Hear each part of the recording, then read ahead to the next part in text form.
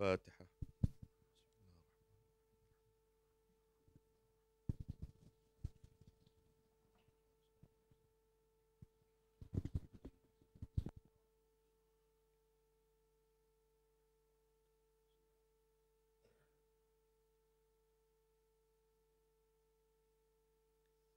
أعوذ بالله السميع العليم من الشيطان اللعين الرجيم. بسم الله الرحمن الرحيم. الحمد لله الذي لا يبلغ مدحته القائلون، ولا يحصي نعماءه العادون، ولا يؤدي حقه المجتهدون. الذي لا يدركه بعد الهمم، ولا يناله غوص الفطن. الذي ليس لصفته حد محدود، ولا نعت موجود، ولا وقت معدود، ولا أجل ممدود.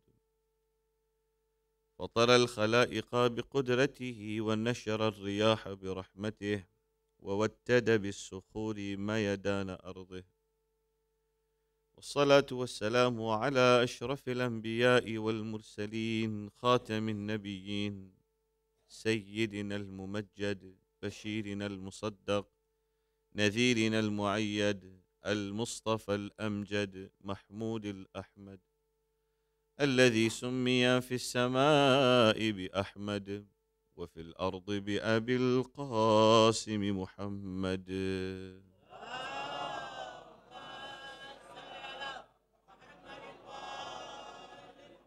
وعلى أهل بيته الطيبين الطاهرين المعصومين، الذين قال عنهم الرسول: اللهم إن هؤلاء أهل بيتي وخاصتي وحامتي، لحمهم لحمي ودمهم دمي، يؤلمني ما يؤلمهم، ويحزنني ما يحزنهم. أنا حرب لمن حاربهم، مسلم لمن سالمهم، وعدو لمن عاداهم، ومحب لمن أحبهم. إنهم مني وأنا منهم، فاجعل صلواتك وبركاتك ورحمتك وغفرانك ورضوانك علي وعليهم، وأذهب عنهم الرجس وطهرهم تطهيرا.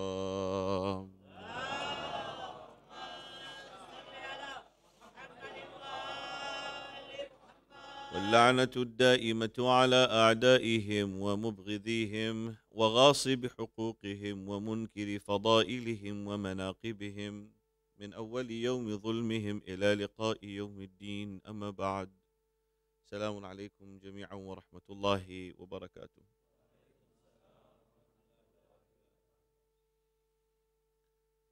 Alhamdulillah Ta'ala, we have entered the holy month of Muharram al-Haram. Beginning this evening, we shall be commemorating the days of the Aza of Aba Abdullah al-Hussein salawatullahi wa salamuhu alayhi.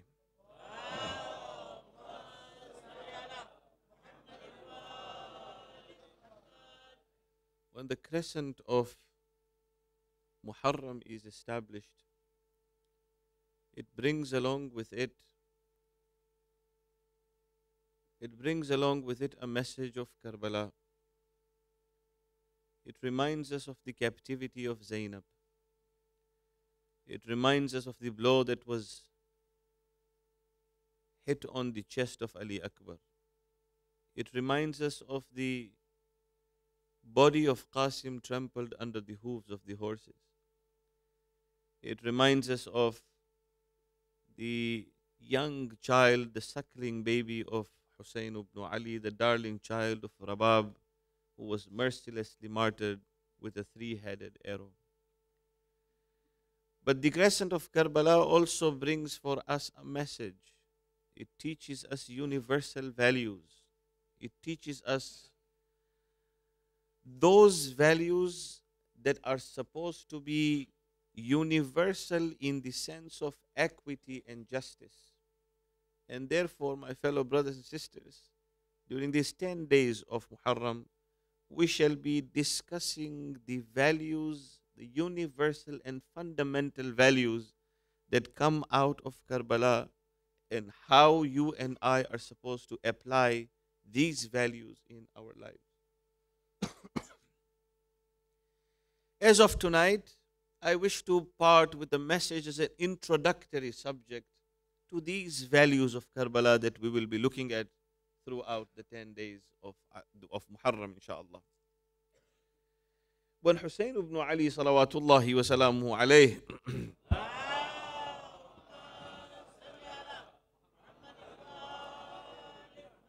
when he left Medina, he made sure that he left a will. He left a wasiyat of his. In many wasiyats, Hussein ibn Ali chose to give this wasiyat in writing. There are many advices and wasaya of Imam Ali salatu wasalam and the wasiyat of Imams that they have spoken to people, they have talked about them. But when it was a very fundamental issue, then Hussein ibn Ali wrote a particular will, a will to be preserved in the annals of history forever, for people to understand the reason for Hussein ibn Ali to leave Medina and arrive Kufa or Karbala, the reason for Hussein ibn Ali to take the action he had taken, the reason for Hussein ibn Ali to take with him his children and his family members, the reason for Hussein ibn Ali to bring an uprise to safeguard the Islah or the reformation of the Ummah of his grandfather, the Holy Prophet of Islam, Hazrat Muhammad Mustafa sallallahu alayhi wa alihi wa sallam.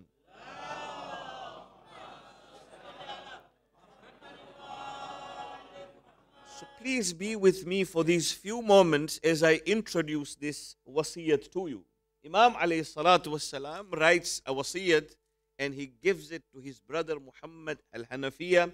And in this wasiyat, he mentions to him categorically, clearly, firmly, profoundly as to the reasons of his departure from Medina to Karbala. He writes in his wasiyat, Bismillahir Rahmanir Rahim, I am leaving Medina.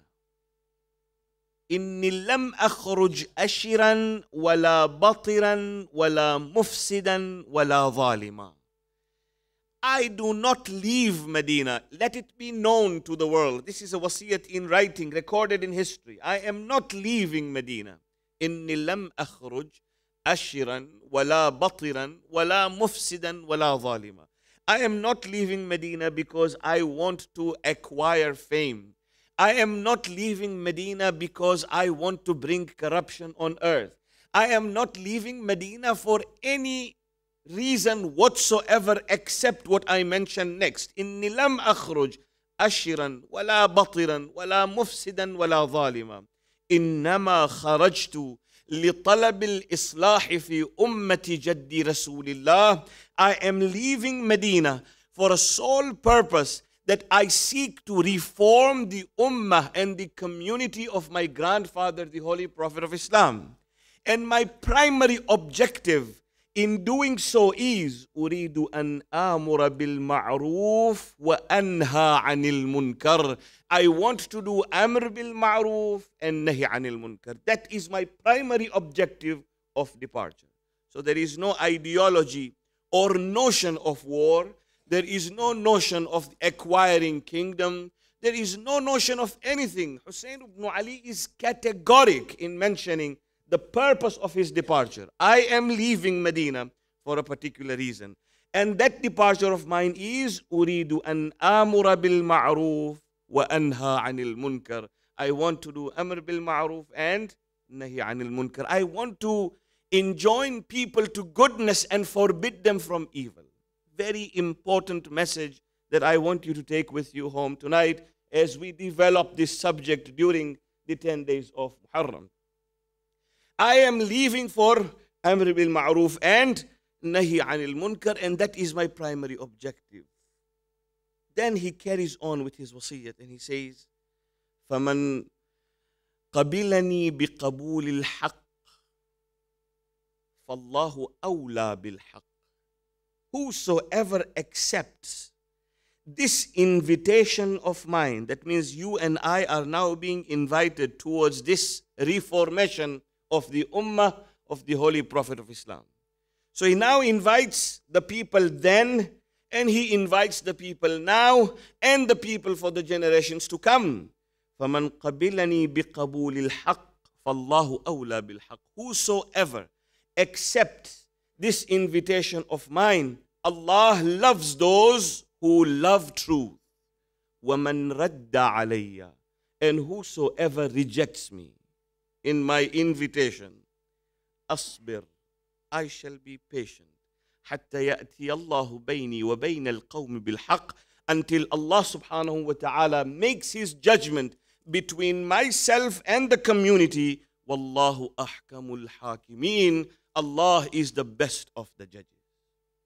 This is the wasiyat left by Hussein ibn Ali in writing to his brother Muhammad Hanafiya as he departs Medina for Kufa, upon the invitation of the people of Kufa, who had invited him as they wanted an imam to rule over them.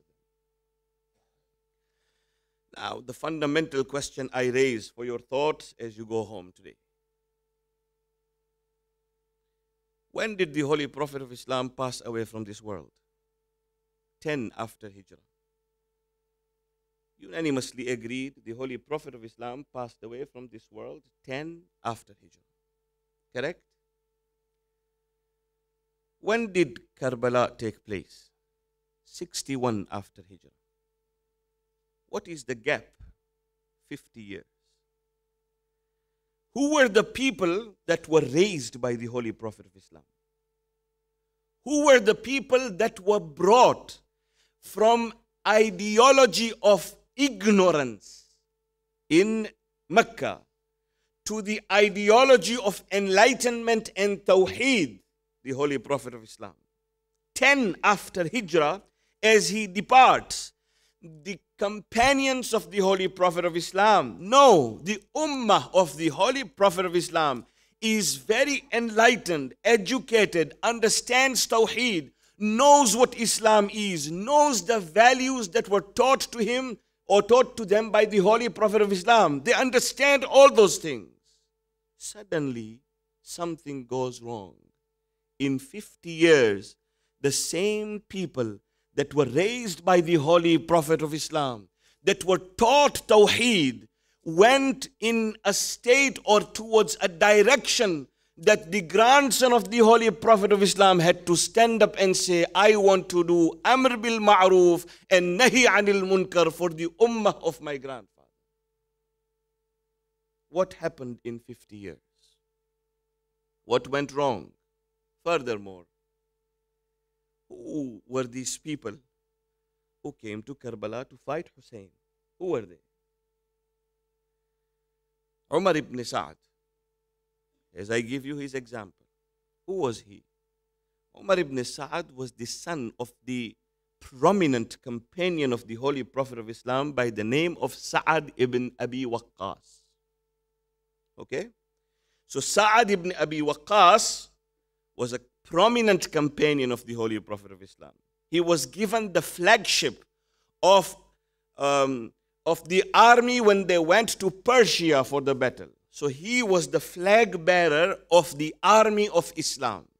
His son is Umar ibn Sa'ad, who comes to Karbala, who sees the grandson of the Holy Prophet of Islam, who knows the grandson of the Holy Prophet of Islam, who has the understanding and the cognizance of the status of Hussein ibn Ali. He is the one who comes to fight the grandson of the Holy Prophet of Islam. What went wrong that even the children of the most prominent companions of the Holy Prophet of Islam turned against Islam? 1. 2. The fight was, the battle of Karbala was not between Christians and Muslims, was it? It was not between the Jews and the Muslims. No, it was not between the atheists and the Muslims. Perhaps the world would have understood had that been the case. The battle of Ashura, the battlefield in which the battle took place in Karbala was between Muslims themselves. only 2 generations, or probably just 1 and something generation had passed after the Holy Prophet of Islam had passed away. Some of the prominent companions of the Holy Prophet of Islam, such as Jabir ibn Abdullah Ansari, was still alive when Karbala took place. Right? Jabir met our 5th Imam. Allah gave him a long life. Jabir ibn Abdullah Ansari was also one of the most prominent companions of the Holy Prophet of Islam. When Karbala took place, he was alive. So we can say that not even a generation had passed after the demise of the Holy Prophet of Islam when this event of Karbala occurred. No, let me tell you further so that you go back home to think, and then we come and develop on this, inshaAllah ta'ala. The fight was between Muslims and Muslims. On one hand, there was the grandson of the Holy Prophet of Islam who had the flag of Tawheed in his hand. On the other hand, there were the followers of the Holy Prophet of Islam who were also claiming flagship of Islam. Hussein ibn Ali gives in writing the reasons for which he is there.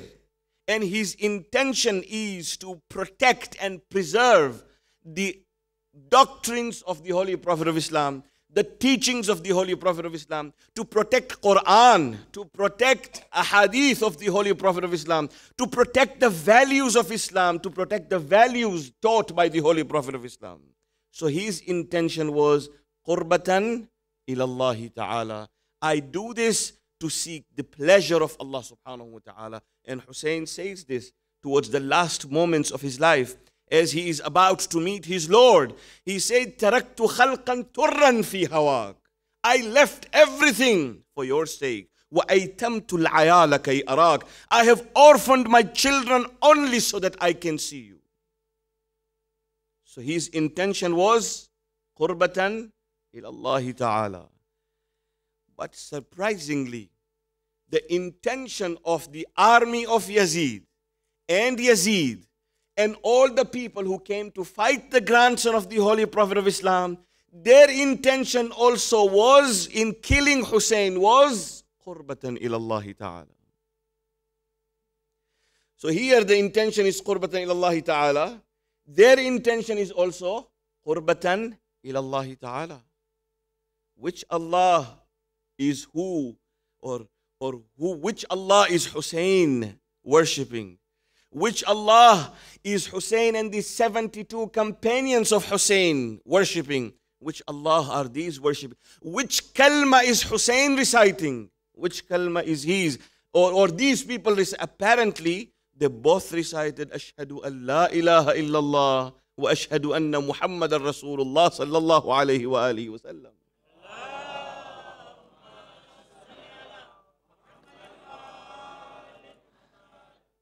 It is a matter for you and I to think. They were Muslims, and not ordinary Muslims either. They were Muslims who were hafiz of Quran. They had memorized Quran. You know, 700 scholars signed a petition to kill Hussein ibn Ali. Scholars, hafiz of Quran. Prayers of their salat, they never used to miss their prayers. These are those who killed Hussein. They never missed the prayers.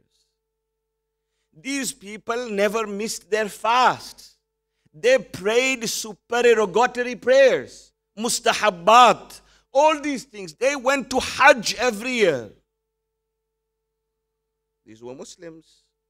And even while they were in the battlefield and they were fighting, when the time of salat came, they abandoned everything and fought and prayed first.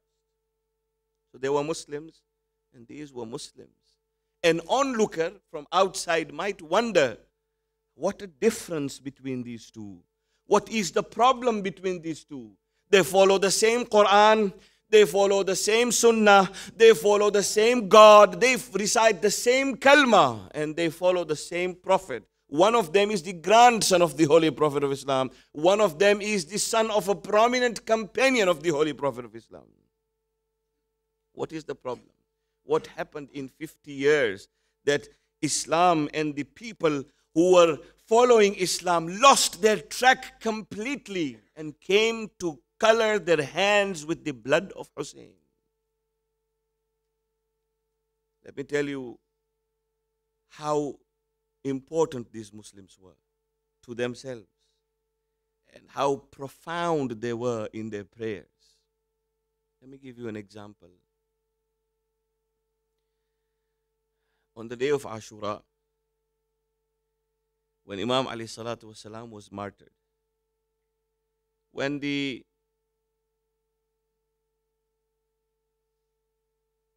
Furat was weeping for Abbas and for Hussein, when the Munadi had called, Allah qad qutila al-Husaynu bi Karbala, when the head of Hussein was severed from his body, at that time, these very Muslims wanted to pray their namaz of Asr.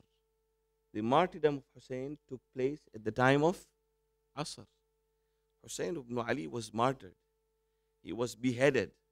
His head was placed on a lance.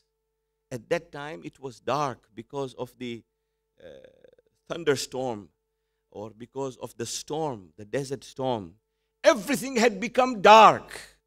They could not determine at that time the position of Qibla, because Qibla at that time was determined by looking towards the sun and the sky and the movement of the sky or of the sun. So they could determine as to which side Qibla was. There was no such compass. So after killing the grandson of the Holy Prophet of Islam, these people wanted to pray namaz. But they could not determine Qibla. What did they do? They had to refer to some scholar. They had to ask someone, what is the position of Qibla? Where do I go and how do I pray my salat when I cannot determine Qibla? Please listen to this carefully. They came to none other than Umar ibn Sa'd. Who is Umar ibn Sa'd? The son of the prominent companion of the Holy Prophet of Islam. He is not an ordinary individual. He was an alim in his own right. He has written poems. If you read these poems, you will be surprised as far as the knowledge of this man was concerned. He was an alim. So they referred to him and they said to him, listen, we cannot determine Qibla here. We cannot find a place here. We do not know how to pray our salat. What do we do? He responds, and listen to his response. He was very much aware of what he was doing. He knew exactly what he had done. So he then says to these people, listen, you want to pray your salat. Indeed, it is time for salat. But let me tell you how you can find Qibla. Look at the lands on which lies the head of Hussein. For I have never seen this head turn away from Qibla. Umar ibn Sa'ad says, look at the head of Hussein and look at the direction towards which it is. For I have not known this head to turn away from his Qibla. Umar ibn Sa'ad, was he not aware of who Hussein is? Did he not know who Hussein was? He knew. Allahu Akbar. It is amazing. It is shocking to learn that these are Muslims who are very much aware of the status of the grandson of the Holy Prophet of Islam. No. Let me tell you more. After the martyrdom of Hussein, Zuljanah, the horse, started behaving very differently, and there was a peculiar behavior and a very strange behavior. He started attacking the people who were approaching Hussein. While protecting Hussein ibn Ali, he was at the same time, as people were approaching Hussein, this Zuljanah, this horse of Hussein, was trying to protect Hussein, at the same time acting or behaving very weirdly and trying to attack anyone who approaches Hussein. Have you seen a horse do that? But this horse was. So The only best way of removing this horse was a command. Let's kill him. So just like what had happened to Hussein, they started throwing arrows at the horse. They started hitting the horse with stones. Whatever anyone had in his hand, they attacked the horse.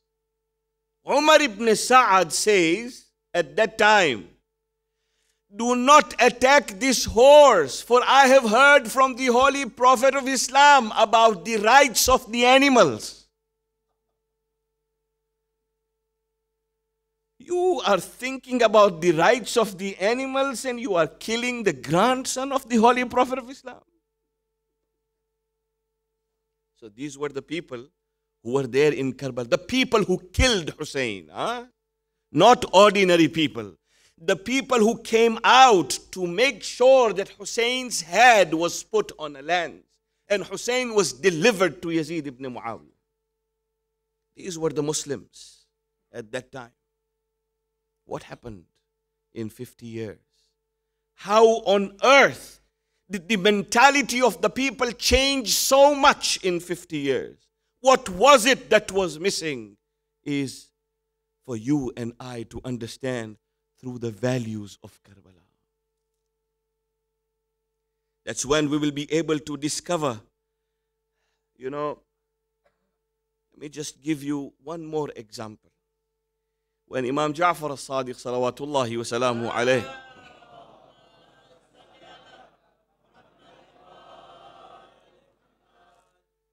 gave us Ziyarat-e Waritha, the one that you just recited today being Thursday night and appropriately being the first of Muharram or first eve of Muharram.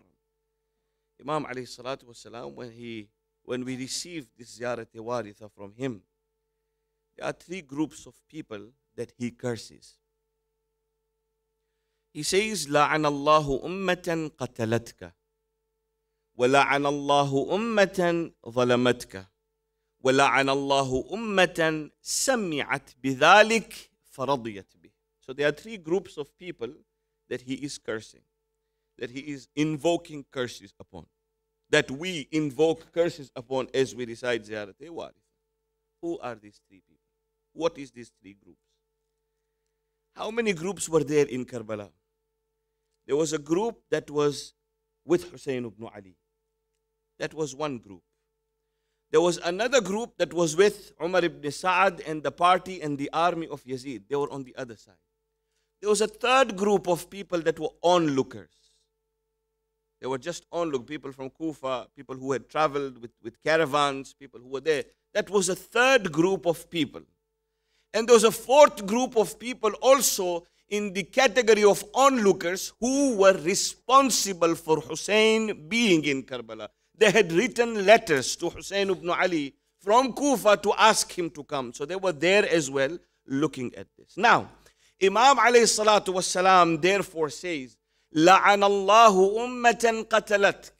He addresses to his grandfather Hussein ibn Ali and says, I invoke curses. May Allah curse the ummah, the group that killed you. وَلَعَنَ اللَّهُ أُمَّةً ظَلَمَتْكَ. And may Allah subhanahu wa ta'ala curse the community that did dhulm or was unjust against you. It is very interesting the way he places these two. He talks about qatl first and then he talks about dhulm second. And then he curses the third group of people. And he says, وَلَعَنَ اللَّهُ أُمَّةً سَمِعَتْ بِذَلِكَ فَرَضِيَتْ بِهِ. And may curses be upon the community that heard what happened to Hussein and chose to remain silent without saying anything. So this is the third group, which is the most dangerous group when it comes to any community whatsoever. This is the third group of people that is being cursed. Remember, the words of the Imam are everlasting. The words of the Imam are ever living. Just like Quran will live forever, these words will never die for you and I to understand. For we are to extract the values of Karbala from these words. This third group of people, second group, first group, look at the way Imam presents it. The worst of them all is the one that creates an atmosphere for the killer to strike. So the killer is a secondary culprit. The first culprit is a group that creates an environment to enable the murderer to be able to kill. So dhulm, when dhulm becomes prevalent within the society, then it is the zalimeen who create an atmosphere for anybody to be able to strike in any way he or she wants. Remember that. It is that the dhulm and the injustice within. That is why when Imam alayhi salatu wasalam comes, the Holy Prophet of Islam, Hazrat Muhammad Mustafa sallallahu alayhi wa alihi wasallam,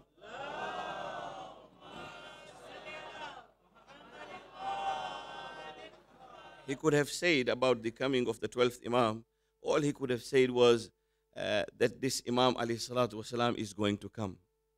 Right? All that needed. He says the words of the Holy Prophet of Islam in the hadith are, لَوْ لَمْ يَبْقَى مِنَ الدُّنْيَا إِلَّا يَوْمٍ. If there is only one day left in the world to end, لو لم يبقى من الدنيا إلا يوم لطول الله ذلك اليوم. Allah will stretch that day. He will make it so long حتى يبعث رجلا من عترتي, until a man from my family, from my loins rises. وهو من ولد فاطمة, and he will be from the children of Fatima. اسمه يواطي اسمي. His name will be exactly like my name. This is the hadith of the Holy Prophet of Islam. Ismuhu yuwati ismi. His name will be like my name. He will be from the loins of Fatima. It was enough for the Holy Prophet of Islam to say this, for us to expect Al-Mahdi, was it not? It is fine. We know he is going to come. But no, he then says the purpose of the coming of Mahdi. He then talks about why Mahdi will come. He will come يَمْلَأُ الْأَرْضَ قِسْطًا وَعَدْلًا كَمَا مُلِئَتْ ظُلْمًا وَجَوْرًا. He will come and fill this earth with justice and equity, just like it will have been filled with tyranny and oppression. So the tyranny and oppression only comes when there is dhulm. And the people who are zalimeen are those who remain silent, are those who do dhulm, are those who create an environment for dhulm, for the culprit to strike. So now Hussein ibn Ali is in Karbala. He is there and he is now fighting these people. But then let me tell you about one necessary issue in this relation before I switch. Imam alayhi salatu wassalam, on the day of Ashura, may Allah subhanahu wa ta'ala take us all to Karbala. May we do the ziyarat in Karbala, insha'Allah ta'ala. Those who have gone, may Allah take them again and again. And those who have never been there, may Allah subhanahu wa ta'ala give them the opportunity to go there. When you go to Karbala, for those who have been, they will be able to relate to this. When you go to Karbala, you do the ziyarat of Atraf.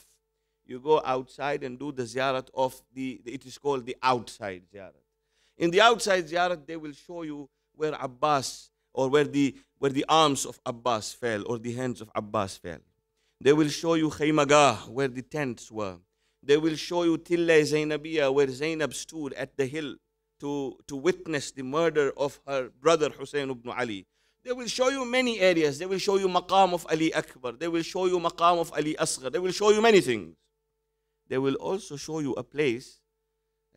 When you go there, you must stand up there and reflect upon what Hussein ibn Ali said here.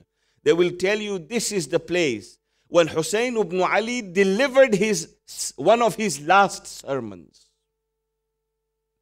In the sermon, what did Hussein say? And whenever you go to Karbala, insha'Allah ta'ala, when you stand at that spot, remember this khutbah that I am reciting before you.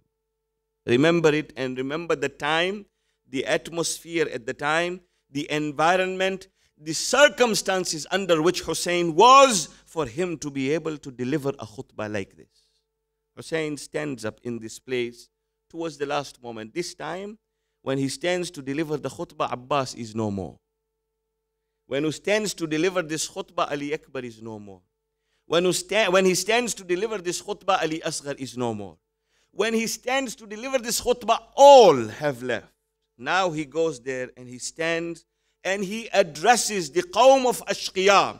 He addresses the army of Yazid. He talks to them and he introduces himself to them, not to seek sympathy, but to give or to do the itmam of the hujjah to them.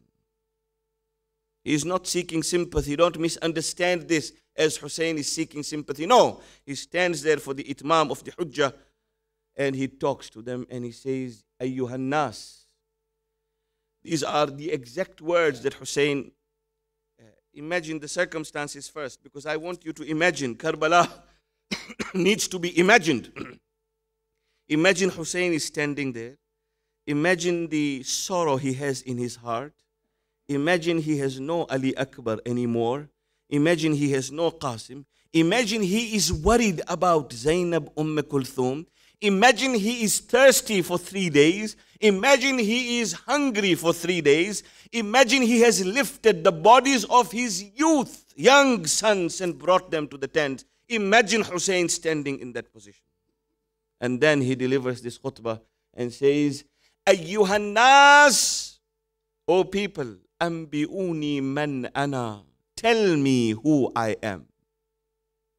Allahu Akbar. Ayyuhan nas, O people, ambi'uni man ana. Tell me who I am. ثم ارجعوا إلى أنفسكم. And after you have told me who I am, then search your souls and your consciences. ثم ارجعوا إلى أنفسكم وعاتبوها. And then shake your conscience. And then ask yourself a question. هل يحل لكم قتلي? Is it permissible for you to kill me? Hussein is asking this question to them. Let it be known to the world what Hussein is saying. In the middle of Karbala, in the middle of the battlefield, he says, ثُمَّ ارْجِعُوا إِلَىٰ أَنفُسِكُمْ وَعَاتِبُوهَا. Return back to your souls and your consciences and search your conscience. And then ask yourself a question. هَلْ يَحِلُّ لَكُمْ قَتْلِي? Is it permissible for you to kill me? Then he talks about his family lineage.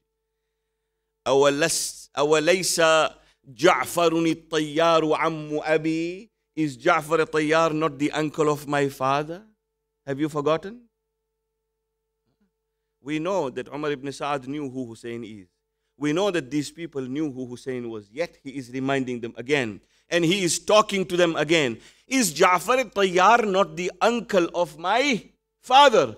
أَوَلَيْسَ حَمْزَةُ سَيِّدُ الشُّهَدَاءُ عَمُّ أَبِي? Is Hamza, the king of the martyrs, not my uncle? Do you know who I am? Have you forgotten who I am? And then he says, أَوَلَمْ يَبْلُغْكُمْ قَوْلَ رَسُولِ اللَّهِ لِي وَلِأَخِي? Have you not heard the statement of the Holy Prophet of Islam regarding me and my brother? هَذَانِ سَيِّدَا شَبَابِ أَهْلِ الْجَنَّةِ. That these two are the leaders of the youth of paradise. Have you not heard this?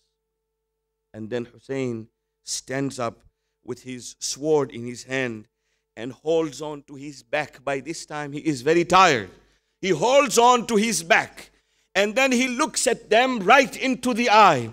And he says to them, مَا لَكُمْ لَا تَسْمَعُونَ? What is the problem that you are not listening to what I say? And then he concludes, I know why you are not listening to me. لَقَدْ مُلِئَتْ بُطُونُكُمْ مِنَ الْحَرَامِ. Your stomachs are filled with haram. What a time to deliver the statement by Hussein. It gives us an idea, some idea of what went wrong in 50 years. Some idea. These were the people that lived during the time of the Holy Prophet of Islam, during the time of Ali, during the time of Hassan. And this was Hussein, who had risen to reform the ummah of his grandfather. What happened to these people? And why Muslims did what they did to Hussein? And they did all this. If they struck Ali Akbar's chest with the blow, it was qurbatan ila Allah ta'ala for them. if they released the three-headed arrow for the neck of Ali Asghar, it was qurbatan ila Allah ta'ala. If they trampled the body of Qasim under the hooves of the horses, it was for the sake of Allah subhanahu wa ta'ala, according to them. If they slept Sakina, it was for the sake of Allah. That's what they say. That's what is written in the books. That was what their intentions were. If the body of the dhulm, you see, the criminal minds, you start wondering and you are shocked at the criminal minds of the people. When you study the minds of these people and you start understanding the thoughts of these people, you get lost.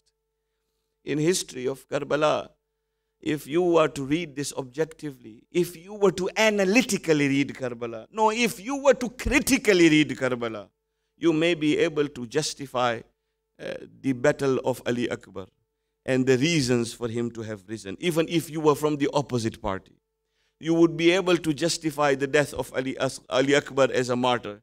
You would have to probably, or someone who is reading critically would probably be able to justify Abbas's death or justify anyone else's death. But there is no human being, no man with a heart in his heart who can justify the three-headed arrow on Ali Asghar's neck. Nobody will be able to justify. No one. These were the minds of the people. When the little child whose clothes were burnt and fire had caught the clothes of this little child, there was a man that appeared there and extinguished the fire from the clothes of Sakina.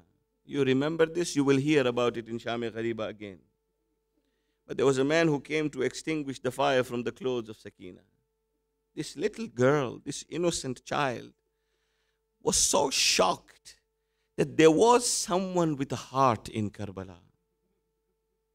She was so shocked that there was someone who had a heart in Karbala. She very lovingly looked at this man and she said to him, I do not know who you are. But you know what? There was no one who could have done what you have done, and I am thankful to you. If you have been, or you have managed to do so much for me, can you do me one more favor? Can you do me one more favor? He said, what is it that you want? Can you show me the way to Najaf?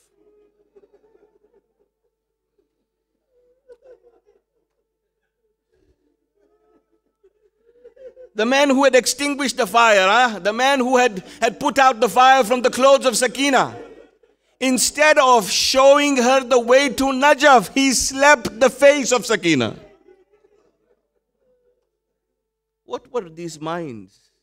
There were minds that shock the world.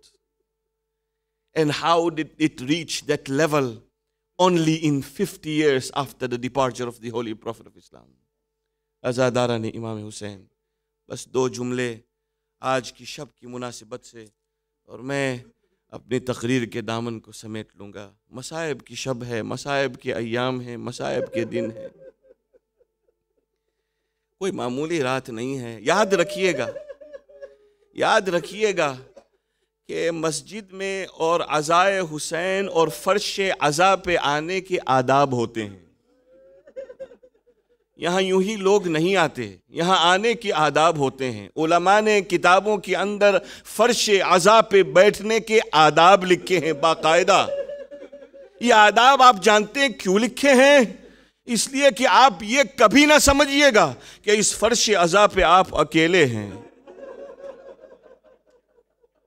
एक दुखियारी माँ इस फर्श अज़ा पे आज की शब से बैठी हुई। आज की रात से एक दुखियारी माँ इस फर्श अज़ा पे आई और क्या करने आई है? हुसैन का पुरसा लेने आई। और क्या करने आई है? अपने रुमाल से हुसैन के रोने वालों के आंसुओं को जमा करने आई।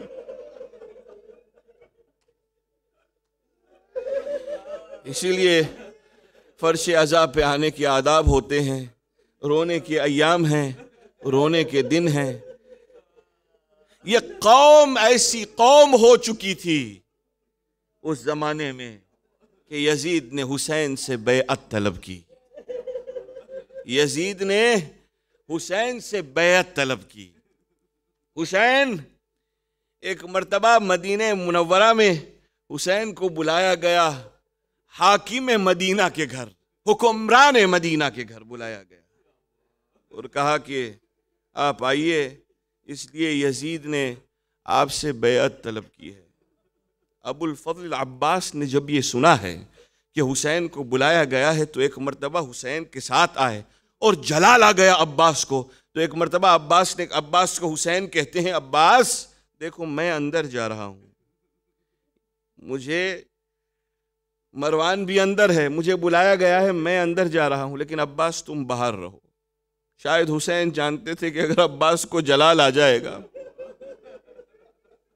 शायद हुसैन को मालूम था कि कहीं ऐसा ना हो कि अब्बास को जलाल आ जाए। अब्बास तुम बाहर रहना, मैं अंदर जाता हूँ, लेकिन अब्बास अगर मेरे बोलने की आवाज बुलंद हो जाए तो तुम अंदर आ जाना। अब्बास बाहर रहे, हुसैन अंदर गए और एक मर्तबा बैत तलब की गई हुसैन से। हुसैन किसी से घबराने वाले नहीं थे, हुसैन फर्जंद रसूल थे, अली के लाडले थे।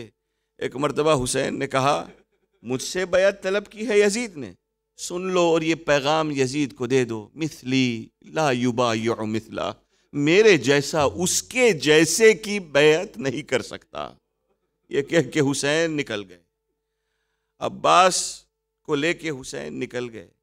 एक मर्तबा इब्ने अब्बास मिले, हुसैन सर झुकाए बैठे हुए थे, जानते थे कि यजीद ने बैअत तलब की है, जानते थे कि करबला का सफ़र तैयार हो गया है। हुसैन को मालूम था, एक जगह खड़े हुए थे।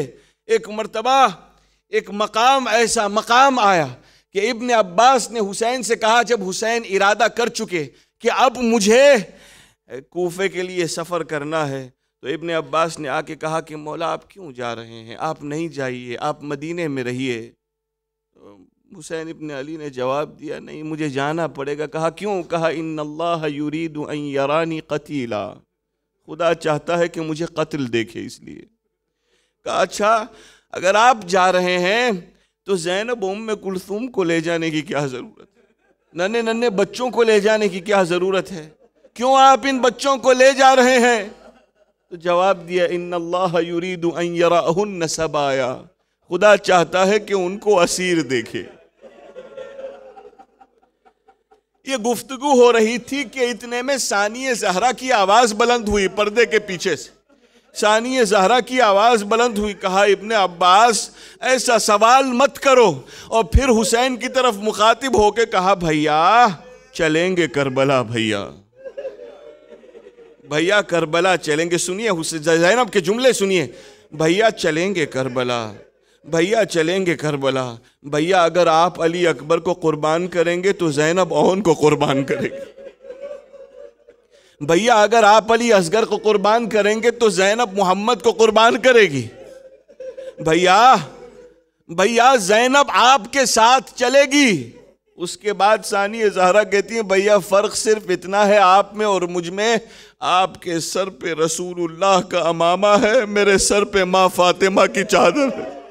मैं कहूँगा बीबी इस चादर की हिफाजत कैसे करिएगा? मैं कहूँगा बीबी ये फातिमा की चादर है और करबला का मैदान है, शाम का बाजार है, कूफे का दरबार है, फातिमा की चादर है। आजादारो, हुसैन ने इरादा कर लिया, ज़ैनब उम्मे कुलसूम तैयार हो गए, बीबियां तैयार हो गई, फातिमा सुगरा भी तैयार हो गई,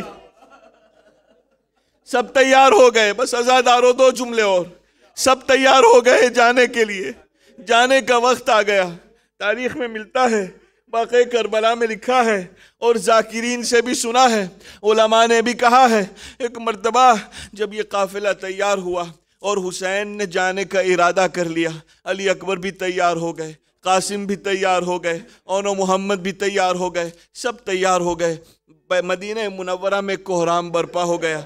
कोई अली अकबर का हाथ पकड़ता था, कोई कासिम का हाथ पकड़ता था, सब खुदा हाफिज के लिए मौजूद थे। एक मर्तबा ज़ैनब और हुसैन और उम्मे कुलसूम रसूलुल्लाह के रोज़े अक़दस पे पहुंचे। हुसैन ने रोज़े रसूल पे बैठ के कहा, अस्तौदिउकल्लाह या जद्दी, नाना खुदा हाफिज। हुसैन आखिरी रुखसती के लिए आया। नाना अब हुसैन वापस आपके पास नहीं आएगा। नाना हुसैन के लिए ये शहर छोड़ना आसान नहीं है, मगर नाना हुसैन जा रहा है। तमाम से एक मर्तबा हुसैन फरागत पाके जन्नतुल बकी में आए। पहले भाई की कब्र पे आए, भाई हसन खुदा हाफिज। उसके बाद माँ की कब्र पे आए।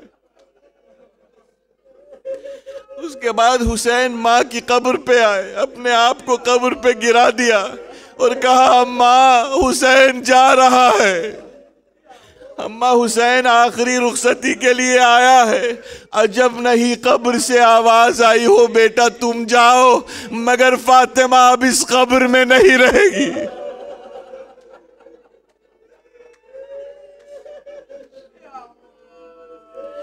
सफर तैयार हुआ, एक एक घर से बाहर निकला। अली अकबरो, कासिमो, अब्बासो, ओनो, मोहम्मदो, ज़ैनुल आबिदीनो सब बाहर निकले, तैयार हैं। रावी कहता है कि मैंने देखा कि हुसैन के घर के बाहर से एक एक लड़का, एक एक बच्चा, एक एक बीबी निकल रही। सब बैठे हुए थे, सब निकल रहे थे, मैं बैठ के देख रहा था।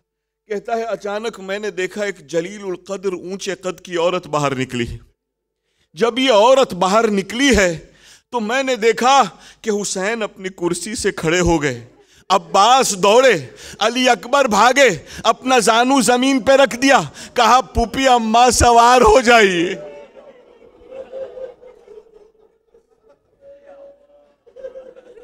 अब्बास आए, आकाज़ादी सवार हो जाइए। अली अकबर आए, फूफी अम्मा सवार हो जाइए। जाकिरीन कहते हैं ज़ैनब सवार न हुई। कासिम आए, फूफी अम्मा सवार हो जाइए। जानू जमीन पे रखा, एक जानू बुलंद किया, फूफी अम्मा सवार हो जाइए। ज़ैनब सवार नहीं हुई। अब्बास आए, आकाज़ादी, ज़ैनब सवार नहीं हुई। अली अकबर आए, ज़ैनब सवार नहीं हुई। एक मर्तबा हुसैन ने जनाब ज़ैनब से पूछा, क्या बहन ज़ैनब तुमने अपना इरादा मुअत्तल कर दिया है? क्या तुम करबला नहीं जाओगी? कहा नहीं, जुमला सुनिएगा, कहा नहीं, ऐसा इरादा नहीं किया मैंने, मगर हुसैन मेरे भाई, मेरे आका, मेरे मौला, मेरे भाई हुसैन मुझे वो सवार करे जो करबला में भी सवार करे, जो कूफा में भी सवार करे, जो शाम में भी सवार करे। आबिदे बीमार आगे बढ़े। मैं कहूंगा बीबी, आज आबिदे बीमार आपको सवार कर रहे हैं, मगर करबला में आपको आबिदे बीमार को सवार करना पड़े। काफिला रवाना हुआ, काफिला रवाना हुआ। एक मर्तबा ये काफिला शजरतुल विदा के पास पहुंचा। सब के सब जा रहे हैं, एक एक जा रहा है। सुगरा घर के अंदर है। हुसैन ने सुगरा को जाने से मना कर दिया था, सुगरा की हालत अच्छी नहीं थी। एक मर्तबा हुसैन इब्ने अली जब निकले हैं, शजरतुल विदा पहुंचे, एक एक काफिला वाला मुड़ मुड़ के मदीने की तरफ देख रहा था। अचानक लड़खड़ाते हुए फातिमा सुगरा दौड़ते हुए शजरतुल विदा के पास पहुंची। कहा बाबा, बाबा खुदा हाफिज, कहा फातिमा हमने मना किया, तुम हमारे साथ नहीं आ सकती। कहा नहीं बाबा, मुझे अली असगर की याद आ रही है। बाबा ऐसा करें, अली असगर को चंद लम्हों के लिए मेरे हाथों में दे दें। अली असगर को उठा के फातिमा सुगरा के हाथों में दिया। फातिमा सुगरा अपने भाई को अपने हाथों में लिए हुए हैं, प्यार कर रही हैं। अब हुसैन ने कहा वक्त गुजर गया, सुगरा घर जाओ, अली असगर को मेरे हवाले करो। मगर अली असगर जो थे सुगरा को छोड़ते नहीं थे। एक मर्तबा जितनी कोशिश की, अली असगर मना कर रहे थे। अली असगर किसी के हाथों में नहीं आ रहे रहे थे। एक मर्तबा हुसैन ने सर झुकाया, अली असगर के कानों में कुछ कह दिया, बच्चे ने फातिमा सुगरा को छोड़ दिया, बाबा की गोद में आ गया। मौला आपने अली असगर से क्या कहा? शायद मौला कहे मैंने अली असगर से कहा, बेटा अली असगर करबला के शुहदा में, करबला की फहरिस्त में, अरे शहीदों में तुम्हारा भी ना।